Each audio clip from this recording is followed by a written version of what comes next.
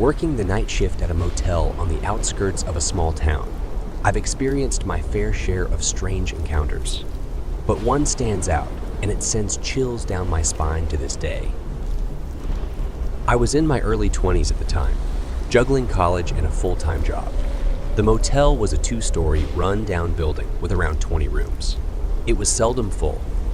Most of our guests were drifters or truckers looking for a cheap stay. My shift began at 10 p.m. I'd check in the late arrivals, do some cleaning, and basically ensure things ran smoothly. But mostly, it was quiet, and I used the time to study. One winter night, I was alone at the reception, the only sound being the faint hum of the ancient heater. It must have been around 1 a.m. when the phone rang, shattering the silence. An old man on the other end asked for a room. He said he was about an hour away. I told him we had plenty and booked him in.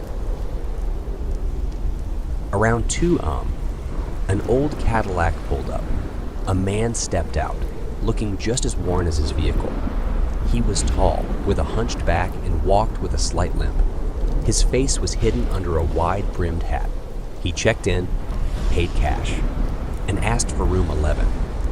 I found it odd because our guests rarely asked for specific rooms, but room 11 was free, so I handed him the key. He thanked me and disappeared into the night. The hours ticked by, and I eventually dozed off. I was jolted awake by the phone. Groggily, I answered. It was the man in room 11. His voice was a low, hoarse whisper. He said, "There's someone in my room." I can hear them breathing. A chill ran down my spine. The motel was nearly empty that night. Besides the old man, there were only a couple of other guests, both in rooms on the opposite end. I assured him it was probably the old plumbing or the heater. He didn't respond and hung up. I was unnerved, but decided to check it out. I took the master key and made my way to room 11, the silence of the night pressing down on me. As I approached, everything was quiet. I knocked lightly and then harder, announcing myself. No response. I hesitated, then unlocked the door. The room was dim, the only light coming from the flickering bathroom bulb. It was as generic as any other room in the motel, only it was ice, cold, despite the heater being on. I called out to the man, but there was no sign of him. Just as I was about to leave, I heard it. A faint, raspy breathing sound. It seemed to be coming from behind the curtain of the room's lone window. I drew back the curtain, my heart hammering. There was no one. The window was closed. The room was empty. The sound had stopped. Feeling a rush of relief mingled with confusion, I turned around to leave and froze. The bathroom light flickered and went out, plunging the room into darkness. And then, in the pitch black, the breathing sound resumed. I don't remember running back to the reception, but I found myself there, panting, heart racing. I locked the doors, turned on all the lights, and waited for dawn. The old man never returned, nor did he check out. His car was gone the next morning. Room 11 remained as I had left it, empty and chillingly cold. I don't know what I experienced that night, who the old man was, or what was in that room. I quit the job a week later. Some things are too unsettling to brush off. All I can say is, if you ever find yourself at a lonely motel on a cold winter night, steer clear of room 11.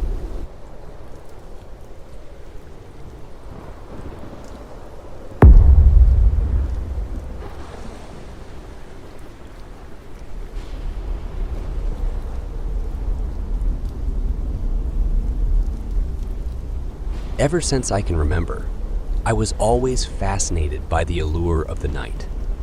So it came as no surprise when I took up a job as a night security guard at an old warehouse on the outskirts of the city. The job was simple: patrol the area, keep an eye on the CCTV footage, and ensure there were no trespassers. One particular night, just a few days into the job, I remember it was eerily quiet. The usual cacophony of night insects was absent, replaced by an uncomfortable silence. Something felt off, but I brushed it aside, thinking I was letting the solitude get to me. At around 2 a.m., as I was making my rounds, I noticed something odd. One of the doors at the back of the warehouse that was always kept locked was slightly ajar. I felt a sudden chill as I approached it, the hair at the back of my neck standing up. 1,000 thoughts raced through my mind, but my duty dictated that I had to investigate. I swung the door open, flashlight in hand, revealing a vast, seemingly endless corridor. Odd, as I had never seen this part of the warehouse before. The chill intensified as I ventured in, the echo of my footsteps bouncing off the cold concrete walls. Suddenly, from behind, I heard a loud slam. I whipped around to find the door I had come through was now shut. Panic set in, but I composed myself and decided to keep moving forward, hoping to find another exit. As I trudged on, I began to hear a faint, muffled sound. It was a voice whispering my name. I stopped, shone my flashlight around, but there was nothing. The whisper grew louder, the voice filled with an eerie familiarity. It was my mother's voice, who had passed away years ago. Terrified, I quickened my pace, the whispers becoming a chorus, echoing through the desolate corridor. I tried to cover my ears, but the voice was in my head, as clear as if she was standing next to me. Just as I was about to break down, I saw a light at the end of the corridor. Relief washed over me, but it was short-lived. As I neared the source of the light, I realized it was a small television set placed on a wooden chair in the middle of the corridor. The screen flickered on as I approached. What I saw froze me in my tracks.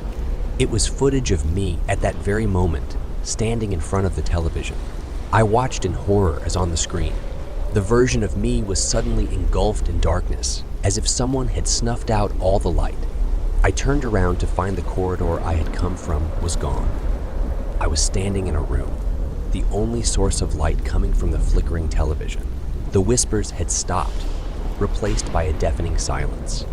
Suddenly, a hand firmly gripped my shoulder. I spun around, dropping my flashlight. There was nothing but darkness. I groped around for the flashlight and managed to turn it on, scanning the room, but it was empty. I bolted towards the television, hoping it held an exit. As I approached, the screen changed, displaying a countdown from 10. I stood frozen, watching as it counted down. When it hit 0, the television turned off, plunging me into complete darkness. The next thing I remember was waking up outside the warehouse, the early morning sun glaring down at me. The back door was locked as it always was. I quit my job that same day. Whether it was a trick of the mind or something supernatural, I'll never know. All I know is, I'll never feel comfortable in the dark again.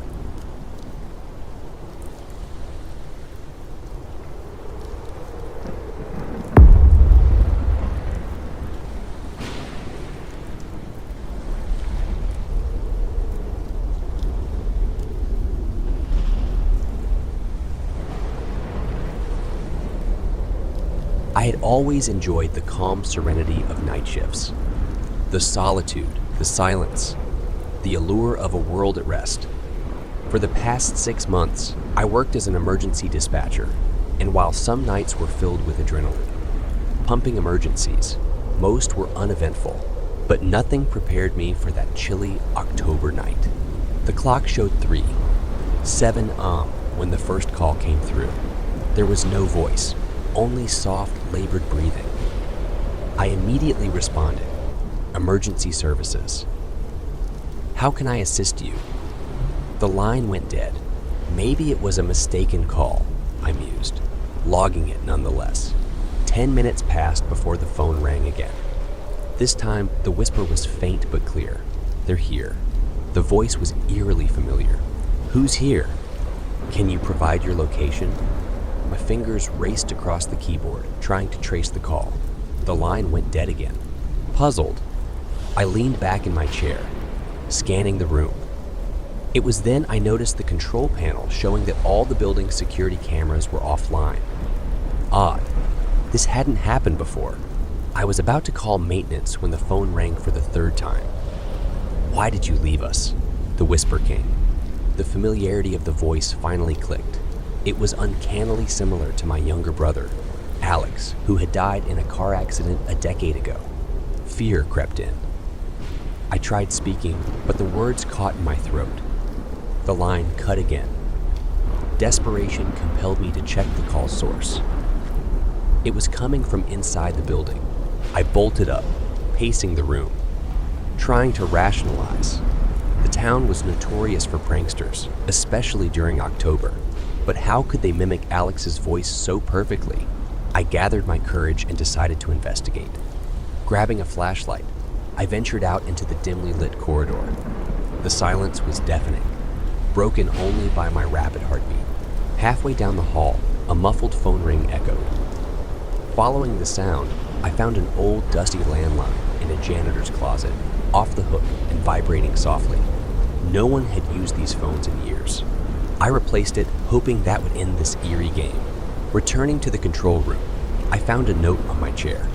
In childlike scribbles, it read, "Why did you leave me alone?"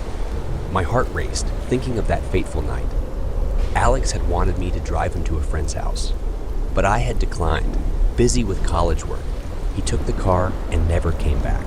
Tears welled up. The guilt, the pain, it all resurfaced.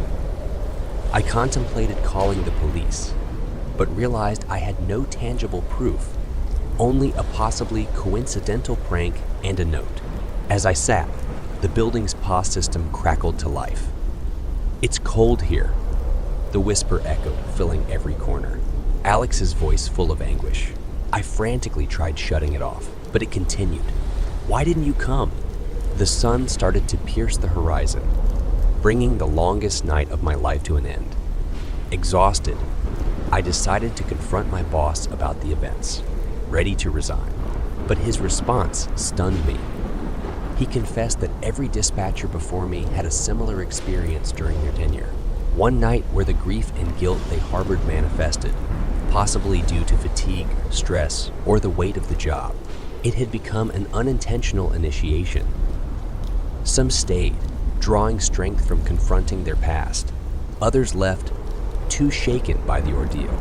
I chose to stay, not because I wasn't scared, but because that night gave me a chance to speak to Alex one last time, even if it wasn't really him.